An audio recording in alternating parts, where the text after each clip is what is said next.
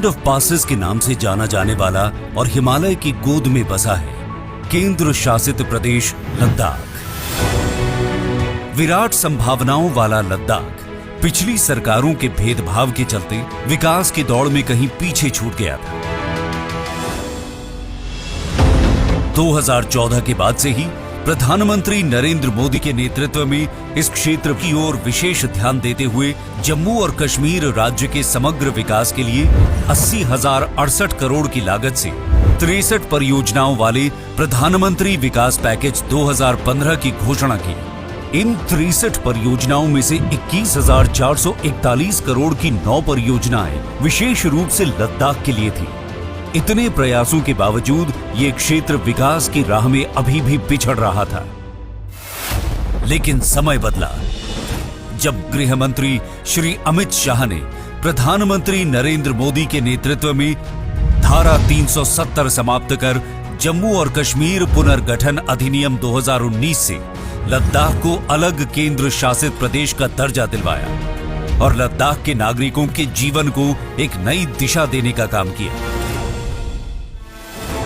लद्दाख के चौतरफा विकास की रफ्तार में और भी तेजी लाने के लिए केंद्र सरकार ने बजट एलोकेशन में बढ़ोतरी करते हुए लद्दाख को प्रतिवर्ष 5,958 करोड़ रुपए मुहैया कराए गए हैं। लद्दाख के सभी रास्तों को आपस में जोड़ते हुए राजमार्ग, सड़कें और हेलीपैड का निर्माण किया गया है, जिससे टूरिज्म की अपार संभावनाएं बढ़ी हैं, जिससे आज रोजगार के नए साधन उपलब्ध हो रहे हैं। टूरिज्म को विशेष रूप से विकसित करते हुए 10 नए टूरिस्ट सर्किटों और पर्यटकों के साथ पर्वतारोहियों के लिए 5 नए ट्रैकिंग रूट को खोला गया है। लद्दाख क्षेत्र भारत के आवश्यक ऊर्जा संसाधनों की पूर्ति करने में सक्षम होने के बावजूद यहां बिजली की बड़ी समस्या थी और इसीलिए विद्युत ट्रांसमिशन लाइनों को मंजूरी दी गई है, जिसमें ट्रांसमिशन लाइन, मिनी हाइड्रो परियोजना, सौर ऊर्जा परियोजना, पन बिजली परियोजना, भारत की सबसे बड़ी 7,500 मेगावाट क्षमता वाली सौर बिजली परियोजना शामिल है। स्मार्ट क्लासरूम स्थापित होने से स्कूलों की कायापलट हुई है। इसके अलावा लद्दाख वासियों की विश्वविद्यालय की वर्षों पुरानी मांग को भी पूरा करते हुए केंद्रीय विश्वविद्यालय की स्थापना को भी मंजूरी दी गई है। इससे लद्दाख के शैक्षणिक ढांचे को मजबूती मिलेगी।